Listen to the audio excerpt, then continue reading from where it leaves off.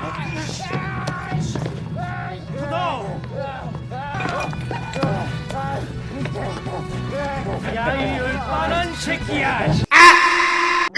Rek, gimana nih kabar kalian? Semoga diberi kesehatan serta rezeki yang berlimpah. Film yang mau Mimin bahas kali ini diangkat dari kisah nyata, Rek. Sebelum mulai ke alur filmnya, jangan lupa subscribe dulu, Rek, biar Mimin makin semangat dan arek-arek tidak ketinggalan film-film terbaru lainnya.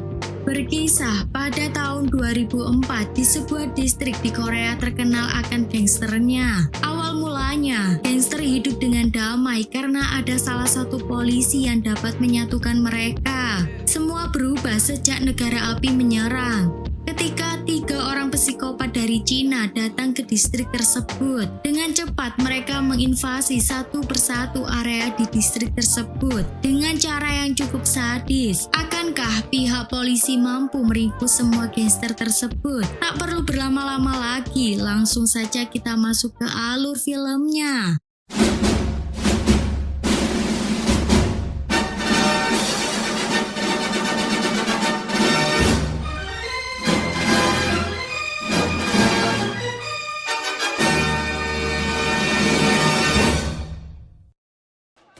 Di pagi hari yang cerah, di sebuah tempat di Korea, tepatnya di distrik Garibong, sebuah pasar tradisional menunjukkan aktivitas warga di sana. Tiba-tiba ada 2 orang dari geng yang berbeda, sedang berkelahi, hingga mengambil pisau salah satu pedagang di sana. Dari balik kerumunan, terlihat seorang polisi berjalan santai sambil berteleponan, menghentikan aksi kedua geng tersebut dengan sangat santuy.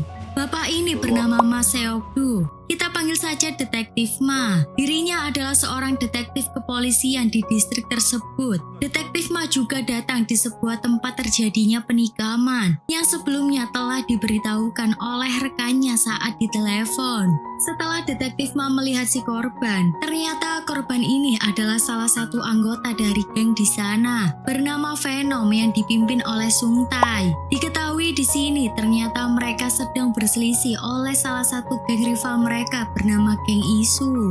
Saat mereka siap untuk melakukan pembalasan, Detektif Ma dan 3 rekannya bernama Honsuk, Hyunsik, dan Dohyun menghadang mereka. Detektif Ma memperingatkan mereka dengan satu tamparan agar tidak membuat keributan. Sung Tae juga mengatakan pada Detektif Ma bahwa pelaku penikaman anak buahnya adalah anggota dari geng Isu. Mengetahui hal itu, Detektif Ma menyuruh agar mereka tidak melakukan penyerangan dan dirinya lah yang akan membereskan masalah tersebut. Setelah mendapat informasi, Detektif Ma segera bergegas menuju sebuah tempat perjudian milik dari geng Isu. Saat di tempat tersebut, Detektif Ma melihat salah satu dari anggota geng Isu yang mencurigakan, mengejar dirinya hingga menuju ke satu ruangan di mana semua anggota geng Isu berkumpul. Terjadilah baku hantam antara mereka. Detektif Ma melihat salah satu orang kabur. Ia pun segera mengejar pria itu, hingga pada saat dirinya tersudut dan mengeluarkan sebilah pisau. Tidak banyak basa-basi, Detektif Ma memberikan tamparan kasih sayang kepada pria itu hingga terkapar. Kemudian kita beralih ke sebuah tempat daur ulang. Terlihat salah satu anggota geng Venom diperlakukan tidak manusiawi dengan 3 orang pendatang dari Cina. 3 orang tersebut bernama Yantai, Sungkra, dan pemimpinnya bernama Jang Chen. Diketahui di sini salah satu anggota dari Venom berhutang kepada geng dari Jang Chen. Karena anggota dari geng Venom tersebut tidak dapat membayar utang pribadinya, Jang Chen mengambil palu serta menyiksa orang tersebut tanpa ampun. Di tempat lain, tepatnya di kantor kepolisian Divisi Unit Kejahatan Distrik Garibong, terlihat tersangka penikaman yang sudah ditangkap Detektif Ma saat itu, menginterogasi guna mendapatkan info dari si pelaku. Karena si pelaku bersikap acuh dan tidak kooperatif, memaksa Detektif Ma membawa orang itu menuju ruang kejujuran. Dengan beberapa pukulan, berharap pria itu memberikan keterangan tentang aksi penikaman yang ia lakukan. Tak lama setelah itu, datang sang kapten divisi yang bernama John. Terlihat, Kapten Kapten John emosi dan sangat kesal. Yang mana itu disebabkan karena aktivitas para gangster yang semakin hari semakin berulah. Mendengar hal itu, Detektif Ma ditemani Byung-sik lalu pergi ke markas geng Isu. Setibanya di markas tersebut, Detektif Ma ditahan salah satu anggota dari geng Isu. Tanpa banyak basa-basi, Detektif Ma menghajar pria itu. Setelah itu, Detektif Ma memasuki sebuah ruangan dari si bos geng. Terlihat orang dengan kepala pelontos bernama Jang Isu adalah bos dari geng Isu. Untuk memberi pria botak itu pelajaran, detektif menyuruh agar segera mendekat kepadanya. Tanpa bisa berbuat apa-apa, Jang Isu harus merelakan bijinya diremas oleh Mamang Seokdu. Detektif Ma juga menyuruh agar si botak untuk ikut pergi ke suatu tempat. Ternyata, Detektif Ma berniat mempertemukannya dengan ketua geng Venom Sung Tae.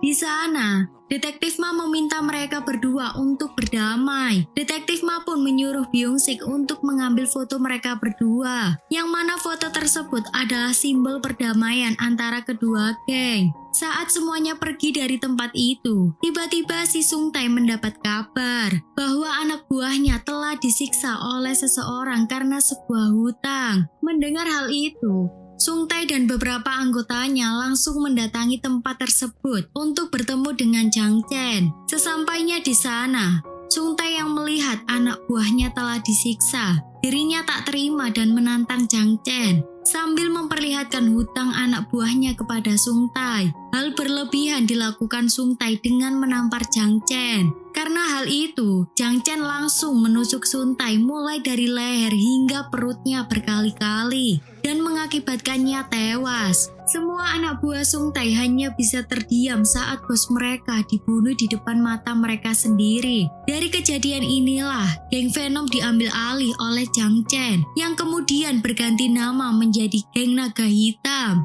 Serta Han yang dulunya menjadi tangan kanan Sung Tae, sekarang dijadikan informan sekaligus anak buah Jang Chen. Kembali memperlihatkan Detektif Ma yang sedang berada di sebuah karaoke. Ternyata kedatangannya untuk bertemu bos dari tempat karaoke tersebut. Orang itu bernama Huang. Si Huang juga berusaha merayu Detektif Ma agar tempat karaoke-nya itu aman dari kejahatan yang terjadi baru-baru ini. Huang juga menawarkan minuman kepada Pak Detektif. Jelas hal tersebut ditolak oleh Detektif Ma karena ia adalah polisi yang arif, adil dan bijaksana. Akan tetapi, ketika si Huang membawakan beberapa wanita, Detektif Ma pun tidak bisa menahan syahwatnya dan ia memilih bersenang-senang malam itu. Ya, mirip-mirip sama polisi Konoha ternyata. Goblok! Saat dirinya tertidur, tiba-tiba Detektif Ma dibangunkan oleh salah satu wanita. Wanita itu memberitahukan bahwa ada banyak polisi di luar. Mendengar hal itu, Detektif Ma pun berencana untuk pergi meninggalkan tempat tersebut karena ia tak mau ketahuan oleh petugas polisi lain. Namun hendak meninggalkan tempat tersebut, tiba-tiba saja ia berpapasan dengan Do Hyun. Hal itu membuat dirinya terpaksa untuk ikut melihat tempat kejadian perkara. Ternyata di tempat itu telah terjadi aksi yang sangat sadis, yang mana salah satu wanita memberikan kesaksian bahwa Jang Chen telah melakukan kekerasan kejam kepada salah satu manajer. Hal ini bermula ketika dua anak buah dari Jang Chen membuat kerusuhan, sehingga manajer karaoke tersebut menegur mereka dan melontarkan kata-kata kasar kepada Jang Chen.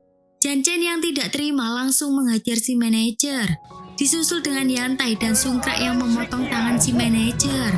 Mengetahui hal itu, Huang tidak terima dan ingin memburu kelompok Jang Chen. Namun Detektif Ma menyuruh agar Huang tidak ikut campur dan meminta menyerahkan kasusnya kepada pihak kepolisian. Penyelidikan pun berlanjut hingga pada saat Honsuk memeriksa rekaman CCTV di tempat karaoke, di mana pada akhirnya Jang Chen in the Gang berhasil diidentifikasi. Detektif Ma juga segera memerintahkan Byung-sik dan Do Hyun untuk mencari informasi tentang Jang Chen. Di tempat lain, terlihat Detektif Ma menemui Jang Isu dan menanyakan keterkaitannya dengan Jang Chen.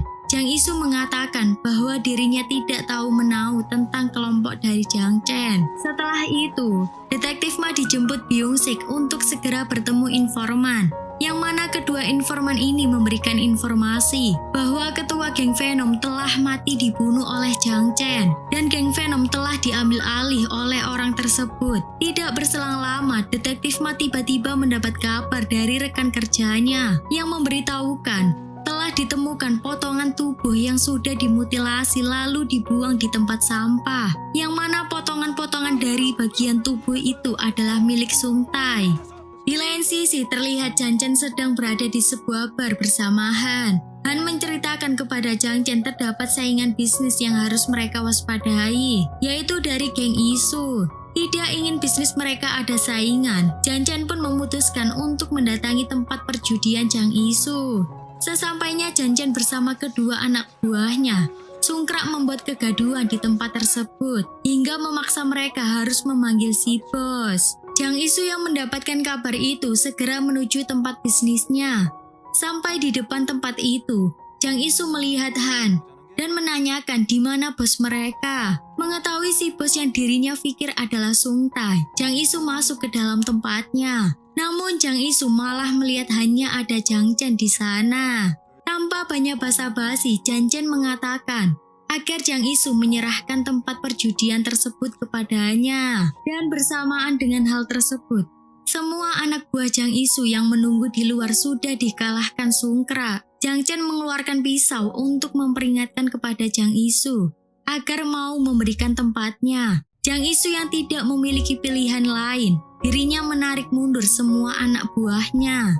Setelah itu mereka berkumpul di sebuah bar, yang ternyata bar itu dikelola oleh istri Han. Han juga menerima uang dari Jang Chen atas kerjanya. Han segera pulang dan menyuruh istrinya untuk segera menutup bar dan segera pulang juga. Namun saat istrinya hendak menutup barnya, Jang Chen yang masih di sana meminta istri dari Han melayaninya dengan sedikit memaksa hingga membuat ia takut dan akhirnya menerima ajakan mantap-mantap Jang Chen.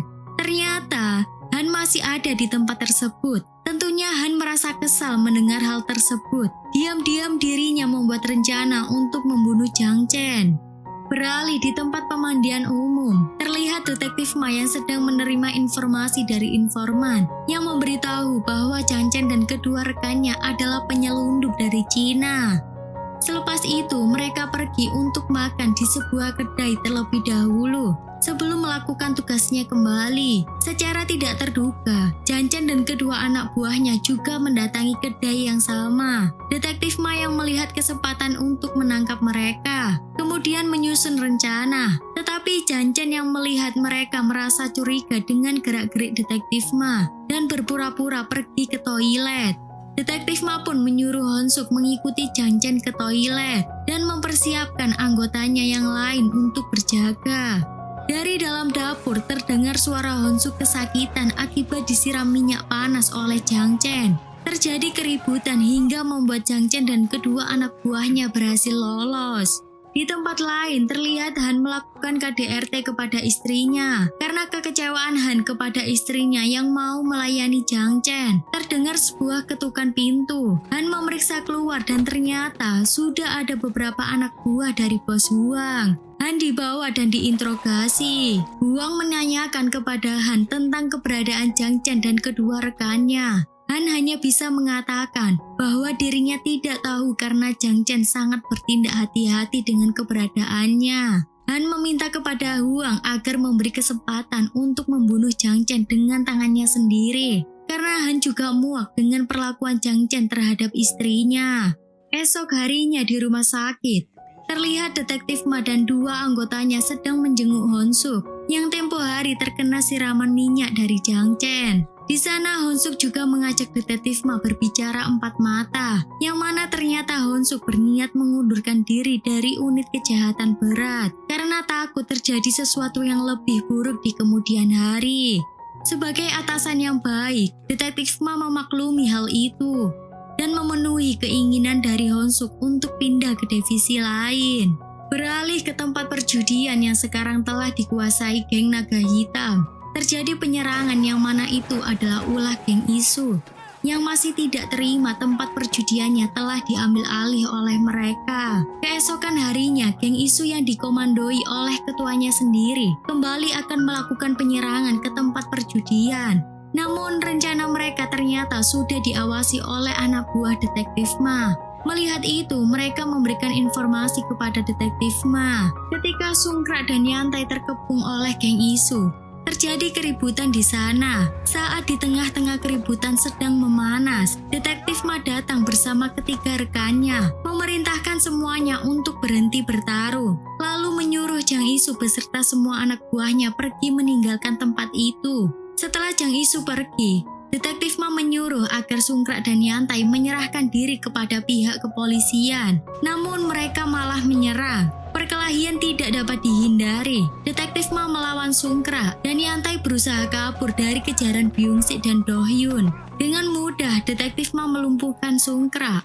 Namun sayangnya, Yantai berhasil kabur dari kejaran Byung-sik dan Do-hyun. Yantai langsung mengabarkan kepada Jang Chen bahwa Sungkrak telah tertangkap oleh polisi saat berselisih dengan geng isu. Detektif Ma membawa Sungkrak ke kantor kepolisian yang kemudian diinterogasi oleh Detektif Ma. Dirinya juga menanyakan kepada Sungkrak tentang keberadaan Jang Chen. Sungkrak dengan sok jago malah menantang Detektif Ma. Hal tersebut membuat dirinya harus berakhir tersungkur karena bogohan dari Detektif Ma.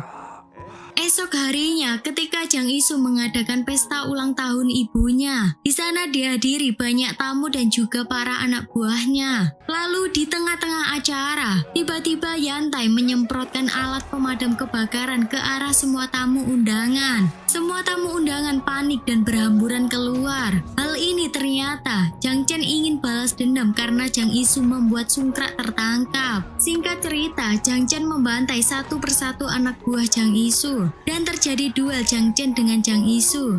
Hingga akhirnya Jang Isu tertikam oleh Jang Chen. Di berita televisi juga mengabarkan hal tersebut. Kapten John merasa kesal karena ia mendapat teguran dari atasannya yang menyuruh menyelesaikan masalah tersebut. Detektif Ma yang tidak ingin terjadi perpecahan di divisinya kemudian meminta sang kapten berbicara berdua dengannya. Tak berapa lama setelah mereka mengobrol, Byung-sik memberitahu bahwa kepala kepolisian ingin menemui mereka berdua. Di ruangan ternyata kepala kepolisian akan melimpahkan kasus tersebut kepada unit lain karena telah didesak oleh kepala komisaris. Namun Detektif Ma dan Kapten John mencoba meyakinkan Pak Kepala bahwa mereka telah menyusun rencana untuk menangkap semua berandalan itu. Detektif Ma juga mengatakan bahwa mereka akan menangkap mereka semua. Jika misi berhasil, kepala kepolisian akan mendapat pujian dari kepala komisaris. Kepala polisi yang mendengar hal tersebut akhirnya memberikan waktu kepada Detektif Ma dalam 10 hari agar menangkap mereka semua. Di tempat lain, Jang Chen mendapat pekerjaan baru dari 2 orang kaya yang bernama Mr. Kwak, menyewa untuk menghabisi uang. Karena Huang menghalangi bisnis pembangunan hotel dari Mr. Kwak, Jang Chen sepakat dengan permintaan Mr. Kwak dan meminta tambahan biaya yang kemudian disetujui oleh Mr. Kwak. Saat sedang asyik berbincang, tiba-tiba mereka diserang oleh anak buah dari Huang, yang mana penyerangan tersebut karena Han telah membocorkan lokasi Jang Chen. Jang Chen berhasil kabur dengan melompat dari jendela dan kabur menggunakan mobil bersama Han dan Yang Tai. Saat dalam perjalanan kabur, Han melihat kesempatan untuk menyerang Jang Chen. Namun usahanya berhasil digagalkan dan berakhir dirinya harus terbunuh. Detektif Ma yang mendengar kabar itu kemudian mendatangi Huang dan menyuruh Huang tidak ikut campur dengan masalah ini. Lalu menyuruh Huang untuk mengirim 3 anak buahnya ke kantor polisi untuk mempertanggungjawabkan aksi dari penyerangan tersebut. Kemudian Detektif Ma juga memberikan rompi anti tusuk untuk digunakan oleh Huang. Jaga-jaga jika terjadi penyerangan dari Jang Chen. Detektif Ma dan kedua rekannya mengumpulkan para warga guna meminta kerjasama para warga untuk mengumpulkan informasi terkait anggota Naga Hitam, yang mana semua anggotanya masih baru dan belum terindikasi oleh pihak kepolisian. Detektif Ma menyarankan agar memfoto wajah para pelaku yang berbuat onar. Singkat cerita, beberapa waktu berlalu. Dan para warga pun berhasil mendapatkan foto-foto wajah para pembuat onar, yang mana hal tersebut sudah dipastikan adalah anggota geng Naga Hitam. Setelah memastikan semua pelaku, Detektif Ma dan Kapten John segera membuat rencana. Tiba-tiba Honsuk datang dan mengabarkan bahwa Sungkrak yang telah ditangkap akan diserahkan kepada petugas kepolisian Cina yang dalam beberapa hari ke depan datang untuk membawanya, dan Sungkrak akan dijatuhi hukuman mati. Keesokan harinya, 2 petugas polisi dari Cina datang untuk membawa Sungkrak kembali ke Cina. Detektif Ma yang masih ingin menyelidiki kasus tersebut berusaha berbicara kepada Sungkrak agar dirinya memberitahu keberadaan Jang Chen, dan dengan itu dirinya akan dipenjara di Korea tanpa harus kembali ke Cina dan melakukan hukuman mati. Namun Sungkrak tidak menjawab pertanyaan Detektif Ma, dan Sungkrak dibawa pergi oleh kedua polisi Cina tersebut. Saat perjalanan menuju bandara, salah satu polisi Cina tidak sengaja menjatuhkan sebungkus narkoba. Rekannya mengambil barang itu dan mengatakan agar berhati-hati. 2 polisi Cina itu mengobrol dengan menggunakan aksen Cina, membahas tentang sulitnya mengedar narkoba di Korea. Sungkrak yang sadar bahwa itu adalah kesempatan untuk bisa terbebas dari hukuman mati, lalu menawarkan dirinya untuk membantu mengedarkan narkoba milik polisi itu. Polisi tersebut setuju untuk bekerja sama dan melepaskan Sungkrak dan memberikan nomor teleponnya agar nantinya Sungkrak dapat memberikan informasi ketika sudah siap. Kalian semua pasti sudah menebak bahwa itu adalah tipuan yang telah direncanakan agar memancing Jang Chen keluar dari persembunyiannya. Kalian juga pasti sadar kalau kedua polisi dari Cina tersebut adalah informan yang biasanya memberikan informasi penting kepada Detektif Ma. Singkat cerita, Sungkrak kembali ke tempat Jang Chen dan menceritakan kepadanya bahwa ia dibebaskan oleh polisi Cina dan akan bekerja sama dengan polisi tersebut untuk mengedarkan narkoba di Korea. Jang sempat tidak percaya dengan perkataan Sungkrak, hingga pada saat Sungkrak mengeluarkan sampel dari narkoba yang akan diselundupkan oleh polisi Cina tersebut, Jang Chen pun percaya. Sungkrak kemudian menelpon polisi Cina gadungan itu dan bertanya di manakah mereka dapat bertemu. Polisi gadungan itu memutuskan untuk bertemu di sebuah bar, yang mana Detektif Ma dan para anggotanya yang juga dibantu oleh anggota kepolisian unit lain telah bersiap untuk menangkap para berandalan itu. Terlihat Jang Chen dan para anak buahnya sedang berjalan menuju ke tempat yang telah dijanjikan. Sedangkan kedua informan yang telah menyamar bersiap menunggu kedatangan Jang Chen. Tak hanya itu, Detektif Ma dan semua orang juga telah bersiap di ruangan lain. Tak lama kemudian mereka datang dan anak buahnya menuju ke ruangan tersebut. Dengan sigap, Detektif Ma berhasil menangkap mereka semua. Namun ternyata Jang Chen tidak terlihat di sana. Ternyata Jang Chen dan sebagian anak buahnya yang lain mendatangi tempat karaoke milik Huang. Dirinya berniat balas dendam karena sebelumnya pernah diserang. Huang berusaha kabur menuju kantor polisi. Di depan kantor, Jang Chen berhasil menangkapnya dan berusaha untuk membunuh Huang. Namun aksinya dilihat polisi di sana. Jang Chen yang merasa terancam memilih untuk kabur dari tempat tersebut. Honsuk yang melihat keberadaan Jang Chen segera mengabarkan kepada Detektif Ma. Detektif Ma segera menuju lokasi yang telah dikabarkan oleh Honsuk. Honsuk berusaha mengikuti Jang Chen sampai saat dirinya ingin menangkap Jang Chen sendiri. Jang Chen membuat laju mobilnya semakin kencang. Di saat yang tepat, Detektif Ma berhasil menghentikan mobil tersebut. Mereka bertarung dan berhasil melumpuhkan Yang Tai. Namun Jang Chen berhasil kabur.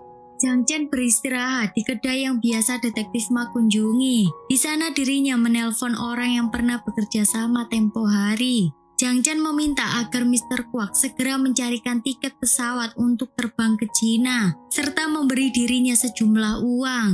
Di tengah pembicaraan, Jang Chen membuka sebuah buku dan mendapati foto-foto anak buahnya saat sedang melakukan tugas darinya. Di saat itulah, Jang Chen berpikir bahwa si pemilik kedai telah bekerja sama dengan polisi, yang mana akhirnya Jang Chen menghabisi si kakek dan bocah itu. Detektif Ma yang kebetulan lewat merasa aneh dengan kondisi kedai, lalu memeriksa ke dalam dan terkejutnya dia saat melihat si kakek dan bocah itu tergeletak. Bocah itu juga memberikan informasi keberadaan Jan-Chen yang akan pergi menuju Cina menggunakan sebuah pesawat. Di bandara menunjukkan Jan-Chen di sebuah toilet akan bergegas pergi. Saat keluar dari toilet, betapa terkejutnya dia melihat kedatangan Detektif Ma. Melihat Detektif Ma yang sendirian, Jan-Chen sedikit meremehkannya. Pertarungan tidak dapat dihindari, hingga membuat toilet bandara hancur. Jan-Chen sedikit kewalahan karena dirinya tidak membawa parang andalannya. Terpaksa menggunakan pecahan kaca menjadi senjata. Namun ternyata hal tersebut tidak cukup untuk mengalahkan Detektif Ma. Dengan pijatan manja, Detektif Ma mematahkan tangan Jan-Chen serta memborgol dirinya. Jan-Chen berteriak dengan keras, membuat Detektif Ma jengkel dan langsung memberikan bogeman. Seketika itu Jan-Chen langsung tak sadarkan diri. Kapten John datang namun dirinya harus berurusan dengan petugas bandara karena kerusakan yang ditimbulkan dari perkelahian harus segera diganti rugi. Diketahui bahwa kepolisian telah berhasil menangkap gangster berjumlah 30 orang dan itu adalah pencapaian yang luar biasa. Atas keberhasilan itu, Detektif Ma mentraktir anak buahnya di sebuah kedai. Saat Detektif Ma ingin masuk, dirinya dipanggil seseorang yang mengabarkan bahwa Detektif Ma dicari oleh Pak Kepala Komisaris. Kemudian Detektif Ma tersenyum lebar dan film pun tamat. Ya, kurang lebih seperti itulah rangkuman dari film Outlaws. Mimin juga bakalan ngebahas sequel film lanjutannya di next video ya, Rek. Oke, buat arek-arek saya ucapkan terima kasih karena sudah menonton. Jika ada kurang atau lebihnya mohon maaf. Mimin dan segenap tim jajaran pamit undur diri. Terima kasih.